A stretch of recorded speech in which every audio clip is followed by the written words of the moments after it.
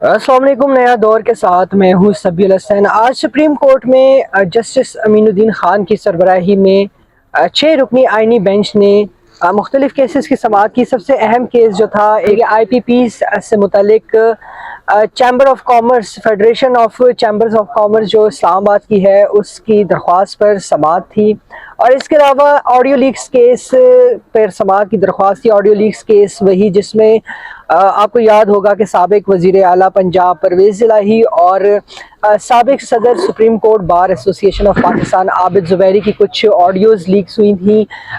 उनके केस के मुतालिक जो CCPO, आपको याद होगा CCPO वही केस है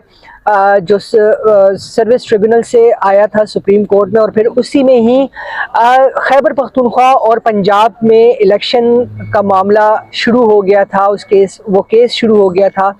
तो वो ऑडियो लीक्स हैं। इसके अलावा साबिक चीफ जस्टिस सुमरता बंदयाल की सास की ऑडियो लीक हुई थी, वो भी इसमें शामिल थी। और फिर उस वक्त की हुकूमत ने ऑडियो लीक्स कमीशन बनाया था जिसकी सरबराही चीफ जस्टिस काजी फायजीसा को दी थी। 3 रुकनी ये कमीशन था, लेकिन साबिक चीफ जस्टिस उमर बंदयाल ने ऑडियो लीक्स कमीशन को कार्रवाई करने से रोक दिया गया था। तो आज इस केस की समाअत हुई है। मेरे साथ मौजूद है अमानत गिशकोरी, सीनियर सहाफ़ी हैं, सुप्रीम कोर्ट कवर करते हैं। इनसे बात करते हैं। बहुत शुक्रिया अमानत गिशकोरी ज्वाइन करने के लिए। ये बताएं कि ऑडियो लीक्स कमीशन की हेयरिंग आज कैसी रही? जी शुक्रिया सभी साहब। आज 6 रुकनी बेंच था, आइनी बेंच। जस्टिस अमीनुद्दीन खान की सरबराही में जस्टिस आयशा मलिक इस बेंच में शामिल नहीं थी। ऑडियो लीक्स केस में additional attorney general Aamir Rahman जो हैं वो पेश हुए हैं, और उनकी जानिब से ये इस्तदा की गई है कि थोड़ा सा टाइम दिया जाए। एडजर्नमेंट के लिए उन्होंने इस्तदा की है कि हुकूमत से ये पूछा था कि क्या आप हुकूमत जो एक इंक्वायरी कमीशन तश्कील दिया गया और उसके बाद स्टे हो गया सुप्रीम कोर्ट में, और अब मामला जो है क्या वो ख़त्म हो गया? हुकूमत चाहती है कि जब मामला चले या फिर उसको इसी स्टेज पे ख़त्म करना चाहती है। तो इस हवाले से कैबिनेट में ये रखना था ये इशू, और कैबिनेट ने उस हवाले से ये बताना था कि केस वापस लेना है, क्या करना है। तो उन्होंने कहा कि टाइम दिया जाए, जो हालात बने, PTI का जो प्रोटेस्ट हुआ है तो उस वजह से जो डिस्टर्बेंस क्रिएट हुई, अमनो की सूरत हाल, तो उसमें कैबिनेट के अंदर ये मामला नहीं पेश किया जा सका, तो थोड़ा टाइम दे दे। तो उसके गवर्नमेंट का जो रिप्लाई है वो अदालत को उससे आगाह किया जाएगा। जबकि जो बाबर अमान पेश हुए, इमरान खान के जो वकील थे वो पेश हुए हैं, और उन्होंने ये कहा है कि इस केस के अंदर कुछ इंपॉर्टेंट चीज़ें थी, तो मैं उन पर बात करना चाहूँगा। अदालत ने उनको रोका कि आप जब दोबारा आपको सुन लेंगे, अभी हम डेट देंगे केस की, तो टाइम मांग गया गवर्नमेंट ने। तो उन्होंने कहा नहीं, मैं कुछ बातें करना चाहता हूँ कि जो ऑडियो टेप्स है, इस हवाले से कुछ सवालात सामने आए थे कि ये टेप कौन करता है और किस अथॉरिटी के तहत की ये ऑडियो टेप्स की जाती हैं लोगों की, चाहे वो जिसकी भी हो, वो साकिब निसार की हो, किसी भी बंदे की हो, तो वो ऑडियो टेप कौन करता है। तो इस हवाले से जो है वो हमने एक पटिशन भी फाइल की थी, तो उसको लाजमी देखना चाहिए कि ये मामला जो है ये अभी ख़त्म नहीं हुआ, ये चीज़ें अभी भी चल रही हैं। तो जिस पर कोर्ट ने ये कहा कि चूँकि गवर्नमेंट की जानिब से एडजर्नमेंट है तो हम नेक्स्ट डेट पे फिर इसको देख लेंगे। और डेट कोई नहीं दी, डेट इन ऑफिस की है, लेकिन गवर्नमेंट से ये जवाब मांगा है कि बताया जाए क्या गवर्नमेंट अब इस मामले को चलाना चाहती है या नहीं, क्योंकि कुछ जजेस रिटायर हो चुके हैं। जैसे आपने बताया कि काजी फैज ईसा जो साबिक चीफ जस्टिस थे वो हेड थे इनके, जैसे नईम अख्तर अफगान इसका हिस्सा थे, और बलूचिस्तान के जो उस वक्त थे जज। तो इस केस में उन्होंने टाइम दिया है गवर्नमेंट को। गवर्नमेंट जो है अब ऑडियो लीक्स में बताएगी कि केस को चलाना है या नहीं। अच्छा, इन ऑडियो लीक्स में वो भी था जिसमें एक साबिक चीफ जस्टिस मशहूर ज़माना साकिब निसार के बेटे नजमुस साकिब की भी एक ऑडियो लीक्स आई थी, जिसमें वो PTI के टिकटों की तकसीम के हवाले से कुछ गालिबन बात कर रहे थे, वो भी शामिल था। और फिर इस मामले पर इस्लामाबाद हाई कोर्ट में प्रोसीडिंग चलती रही। जस्टिस बाबर सत्तार ने जो पार्लिमानी कमेटी थी जो कि इन ऑडियो लीक्स की इंक्वायरी कर रही थी, उसको चैलेंज किया था नजमुस साकिब ने। और फिर इस्लामाबाद हाई कोर्ट पे भी ये केस चलता रहा, और जस्टिस बाबर सत्तार ने इस पर बड़ी बोल्ड किस्म की ऑब्जर्वेशन भी दी, डायरेक्शंस भी दी कि कौन करता है इस तरह की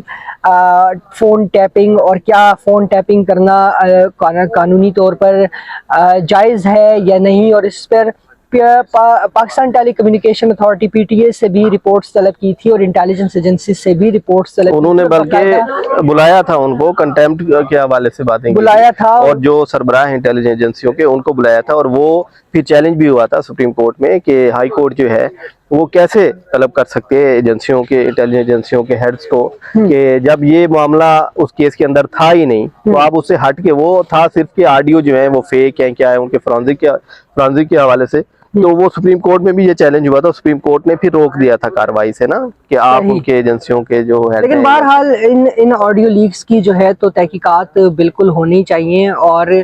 عوام کو بتایا جانا چاہیے کہ کس طرح سے عدالتوں کو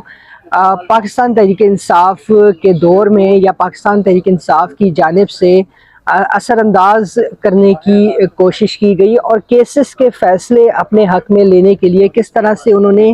مینیپولیشن کی, کیونکہ اس وقت پریکٹس اینڈ پروسیجر ایکٹ بھی نہیں تھا, تو بینچ فکسنگ کا جو معاملہ تھا وہ بڑا ہی آسان تھا. چیف جسٹس کے پاس اختیار ہوتا تھا اور ایسے بینچ تشکیل دیے جاتے تھے جس سے پاکستان تحریک انصاف کو ریلیف ملتے تھے. اب آ جاتے ہیں IPPs کے معاملے پہ. یہ درخواست کیا تھی اور آج اس پر سماعت فیصل نقوی پیش ہوئے پٹیشنرز کی جانب سے, کیا کاروائی رہی اس کی؟ جی IPPs کے حوالے سے بھی آج آئینی بینچ میں سماعت ہوئی ہے. اس میں مختلف درخواست گزار ہیں جن میں انہوں نے جو بجلی کے ریٹس ہیں اس حوالے سے بھی درخواستیں فائل کی ہوئی ہیں, اور اس کے علاوہ جو IPPs سے جو معاہدے کیے گئے ہیں ان کو بھی چیلنج کیا گیا ہے. تو ایک درخواست میں فیصل نقوی جو ہیں وہ پیش ہوئے ہیں اور دیگر کچھ وکلاء جو ہیں وہ آئے بھی نہیں تھے اس کیس کے اندر. تو فیصل نقوی کی جانب سے یہ کہا گیا ہے کہ جو معاہدے 1994 سے ہوئے تھے تو دوبارہ انہوں نے اس کو ریوائز بھی کیا اور نئے معاہدے بھی ہوتے رہے, لیکن ان کے اندر جو ایک امپورٹنٹ چیز تھی کہ آپ جب معاہدہ کرتے ہو کسی بھی کمپنی سے, کسی بھی جو باہر کی کمپنیاں ہیں, تو ان سے آپ بیڈنگ پروسیس ہوتا ہے, تو وہ بالکل ہی ان کا کہنا تھا کہ نہیں ہوا, جس پر کورٹ کی جانب سے یہ کہا گیا کہ کیا یہ پالیسی میٹر نہیں ہے اور اس میں انٹرنیشنل جو کمپنیاں ہیں کیا وہ انوالو نہیں ہے. اگر سپریم کورٹ کو اس طرح کے آبزرویشن دیتی ہے تو کیا اس پہ یہ افیکٹ نہیں ہوگا. تو فیصل نقوی کا یہ کہنا تھا کہ چونکہ یہ مفاد عامہ کا کیس ہے تو سپریم کورٹ جو ہے اس کو دیکھے. جسٹس مسرت ہلالی نے جو ہے فیصل نقوی کے ریمارک سے اتفاق کیا, ان کی آرگومنٹ سے, تو انہوں نے یہ کہا کہ بالکل یہ مفاد عامہ کا معاملہ ہے, بجلی جو ہے یہ تو بنیادی چیز ہے, بنیادی ضرورت ہے, تو اس کو دیکھنا چاہیے. جبکہ جیسے جمال خان مندوخیل کی جانب سے یہ کہا گیا کہ ہم جو ہیں کس کیپیسٹی میں سپریم کورٹ جو ہے وہ پالیسی کے اندر گورنمنٹ کی پالیسیوں میں انٹرفیئر کرے, یا ہم کیوں اس طرح کا آرڈر کریں کہ انٹرنیشنل جو معاہدے ہیں ہمارے ان کو نقصان ہو. تو اس پہ حکومت جو ہے وہ آلریڈی کام کر رہی ہے, جس پر فیصل نقوی نے مختلف کیسز کا حوالہ دیا کہ سپریم کورٹ جو ہے وہ اس سے قبل بھی پالیسی میٹرز میں آرڈرز دے چکی ہے, تو اس میں بھی دینا چاہیے. ہمیں معاہدوں کو دیکھنا چاہیے کہ ہم مہنگے معاہدے کرتے ہیں اور کمپنیاں جو ہیں وہ پیسے لے لیتی ہیں, ہمیں وہ سہولیات بھی نہیں مل رہی اور بجلی جو ہے دن بدن مہنگی ہوتی جا رہی ہے. جس پر جیسے جمال خان مندوخیل نے کہا کہ بجلی سنا ہے کہ سستی ہوئی ہے. ابھی انہوں نے کہا کہ میں فیصل نقوی کا یہ کہنا تھا کہ میں اس پہ نہیں کہہ رہا کہ گورنمنٹ کیا کر رہی ہے, جبکہ جو پیش ہوئے سرکاری وکیل ان کی جانب سے ایک ڈاکومنٹ بھی پیش کیا گیا کہ حکومت جو ہے وہ 5 اگست کو ایک جو ہے ٹاسک فورس جو ہے وہ قائم کی گئی ہے. سمجھ لیں ایک حکومت کی جانب سے ایک کمیٹی بنائی گئی ہے, وہ ان معاہدوں کو اثر نو دیکھ رہی ہے, اور کچھ جو کمپنیاں تھیں ان کے ساتھ معاہدے جو ہیں وہ ختم بھی کیے گئے ہیں, اور کچھ کے ساتھ جو ٹرمز تھیں ان میں چینجز بھی کی گئی ہیں کہ جو مہنگے پہلے معاہدے ہوئے تھے ان میں چینجز ہو. گورنمنٹ جو ہے اس حوالے سے وہ کام کر رہی ہے. تو عدالت کی جانب سے یہ کہا گیا کہ ہمیں اب دیکھنا چاہیے کہ گورنمنٹ اگر سیریس ہے اس معاملے کو دیکھ رہی ہے تو ہم اس کو انٹرفیئر اس میں نہ کریں, جبکہ فیصل نقوی کہنا تھا کہ سپریم کورٹ اس میں ضرور انٹرفیئر کرے اور یہ بڑا امپورٹنٹ معاملہ ہے. جیسے مسرت ہلالی نے بھی کہا کہ نہیں کورٹ کو اس میں کرنا چاہیے انٹرفیئرنس, اور یہ بڑا امپورٹنٹ چیز ہے, جس پر کورٹ کی ججز نے مشاورت کے بعد یہ فیصلہ کیا کہ چلیں اٹارنی جنرل سے پوچھ لیتے ہیں کہ گورنمنٹ جو ہے وہ کیا کر رہی ہے. تو گورنمنٹ سے ہم پہلے پوچھ لیتے ہیں, جواب طلب کر لیتے ہیں, اور ہم نوٹس جاری کرتے ہیں, اور جو آبجیکشن اس پہ لگے ہوئے تھے درخواست پہ تو وہ ہم دور کر دیتے ہیں اور ابتدائی سماعت کے لیے منظور کر لیتے ہیں اور نوٹس کر دیتے ہیں. تو اٹارنی جنرل کو اس میں نوٹس ہوا ہے, اور یہ IPPs کا جو معاملہ ہے اس پر اب جو ہے کیونکہ چھٹیاں آ رہی ہیں آگے سردیوں کی 18 दिसंबर से, तो छुट्टियों के बाद ही शायद दोबारा ये मुकर्रर होगा। اور اس کے علاوہ فیصل نقوی نے عدالت کو یہ بھی بتایا کہ 1994 سے یہ معاہدے ہو رہے ہیں اور ختم ہوتے ہیں تو اس کے بعد یہی معاہدے دہرائے جاتے ہیں. 100 میں سے ایک معاہدہ بھی ایسا نہیں ہے جس کے لیے بیڈنگ ہوئی ہو. کرپشن اور بیڈنگ دونوں ایشوز کو جو ہے تو فیصل نقوی عدالت کے سامنے رکھنا چاہتے ہیں. اور اس پر جسٹس امین الدین نے آبزرویشن دی کہ معاہدوں کے معاملات پر کچھ پیش رفت بھی ہو رہی ہے, لیکن بہرحال چونکہ پبلک امپورٹنس کا کیس ہے تو اس پہ اٹارنی جنرل حکومت کو نوٹس جاری کرتے ہوئے سماعت غیر معینہ مدت کے لیے ملتوی کر دی گئی ہے. لیکن ایک اور کیس ہے chief justice Lahore high court justice Aliya Neelum کا سینیورٹی کی بنیاد پر جو اپوائنٹمنٹس نہیں ہوتی ہیں. اس معاملے کو عدالت میں لایا گیا, آج اس کیس کی سماعت تھی, اس میں کیا جو ہے تو سماعت کے احوال رہے؟ جی, جسٹس عالیہ نیلم جو کہ لاہور ہائی کورٹ کی چیف جسٹس ہیں, تو ان کی تقرری کے خلاف یہ درخواست تھی اور شفقت چوہان جو ہیں وہ اس میں پیش ہوئے اور ان کی جانب سے یہ کہا گیا کہ سینیورٹی کا جو ایشو ہے اس کو بھی نہیں دیکھا گیا اور جو جوڈیشل کمیشن کے اندر جس طرح وہ ہوا تو وہ طریقہ کار جو ہے وہ درست نہیں اپنایا گیا, جس پر ایڈیشنل اٹارنی جنرل کا یہ کہنا تھا کہ اس سے قبل بھی جو چیف جسٹس کی تقرریاں ہوئی ہیں تو ان میں ضروری نہیں تھا کہ وہ سینیورٹی کو دیکھا جائے. تو کئی مثالیں اس طرح کی موجود ہیں. تو اس پر کیس چل رہا تھا, لیکن شفقت عباسی کا یہ تھا کہ جس طرح کورٹ دیکھ لے, کورٹ کو مناسب لگے وہ کر لے, لیکن میں یہ امپورٹنٹ ایشو تھا اس لیے یہ اٹھانا تھا کہ باقی جو ججز ہوتے ہیں وہ جو جونیئر جج اگر ان کو چیف جسٹس آپ بنا دیں تو اس میں کورٹ کے اندر بھی جو معاملات ہوتے ہیں وہ درست طریقے سے نہیں چلتے. تو لیکن جسٹس امین الدین خان اور جسٹس جمال خان مندوخیل ان کی جانب سے یہ کہا گیا کہ ہم چونکہ ہم جوڈیشل کمیشن کے ممبرز تھے تو جب chief justice Lahore high court کی تقرری ہوئی تو مناسب ہوگا کہ ہمیں یہ کیس نہیں سننا چاہیے, تو ہم اس کیس سے الگ ہو جاتے ہیں. جس پر کچھ ججز کی یہ رائے تھی کہ جو وہ معاملہ جو ہے اب چیف جسٹس وہ ہو گئی ہیں, اب ہم نے اس میں کانسٹیٹیوشنل میٹر دیکھنا ہے, اگر سن بھی لیں تو اس میں کوئی مسئلہ نہیں ہے کیونکہ جوڈیشل کمیشن کے جو ممبران ہیں وہ کورٹ کے اندر بھی بیٹھنا ہوتا ہے, انہوں نے اگر وہ سپریم کورٹ کے جج ہیں تو وہ کیس سن سکتے ہیں. اب ایکیڈیمک رہ گیا ہے ایک طرح سے, بالکل بالکل, وہ معاملہ جو ہے وہ تو ختم ہو چکا ہے, لیکن اب فیوچر کے لیے اگر کوئی اس طرح کا فیصلہ دینا ہے تو وہ ججز دے سکتے ہیں. لیکن وہ دونوں ججز نے یہ آپس میں مشورے کے بعد یہ فیصلہ کیا کہ ہم اس بینچ پہ نہیں بیٹھیں گے, اور بینچ جو ہے 6 رکنی یہ آئینی بینچ تھا, اس کے بعد بینچ ٹوٹ گیا اور یہ آرڈر دیا کورٹ نے کہ اب نیکسٹ جو ہے کوئی اور بینچ تشکیل دیا جائے گا اور chief justice Lahore high court Aliya Neelum کی جو تقرری تھی اس کے خلاف جو درخواست ہے اس کو نیا جو آئینی بینچ ہوگا وہ اب اس کو سنے گا. ٹھیک, یعنی کہ اس پہ صرف سینیورٹی کا مسئلہ ہے اور جو کہ اس کے بعد جوڈیشل کمیشن کے رولز بھی آئے اور پھر اس کے بعد 26ویں آئینی ترمیم بھی آئی, تو اب اس میں صرف ایک ایکیڈیمک ہی ڈیبیٹ ہی رہ گئی ہے. اچھا, آج سپریم کورٹ کی جانب سے progress report, fortnightly progress report جاری کی گئی, جس میں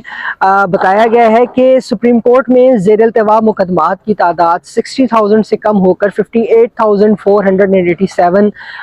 رہ گئی ہے, اور اس میں 16 سے 30 نومبر تک جو زیر التوا مقدمات ہیں وہ رہ گئے ہیں. تقریباً 15 دنوں میں 674 مقدمات مزید کم ہوئے ہیں. 16 سے 30 نومبر تک سول نوعیت کے جو مقدمات ہیں ان کی تعداد ہے 31,458, اور فوجداری نوعیت کے مقدمات ہیں ان کی تعداد ہے 10,208. اپیلیں اس وقت زیر التوا ہے. 18 ٹوٹل از خود نوٹسز ہیں جو کہ زیر التوا ہیں, اور 2,209 سول نظرثانی درخواستیں زیر التوا ہیں. اس کے علاوہ H R cell, human right cell Supreme Court کا جو ہے اس میں 136 درخواستیں ہیں اور 3,251 جیل پٹیشنز زیر التوا ہیں. تو میرے خیال سے جیل پٹیشن جو ہے ان کی تعداد کافی زیادہ ہے, اور یہاں پر جیل اصلاحات کے نام پر میٹنگز تو کی جا رہی ہیں, کمیٹی بھی بن گئی ہے, اور 9 مئی کے جو نامزد تھے جو گرفتار بھی رہے, خدیجہ شاہ جیسے لوگ, ان کو ہی جیل ریفارمز کے لیے اس کمیٹی میں ڈالا گیا. تو آپ کیا سمجھتے ہیں کہ اس کمیٹی کھیلنے سے بہتر یہ نہیں ہے کہ جیل پٹیشنز سنی جانی چاہیے؟ جی بالکل، یہ بڑا امپورٹنٹ ایشو ہے، اور چونکہ اب نئے چیف جسٹس جو ہیں جاج آفریدی، ان کا جو فوکس ہے اور وہ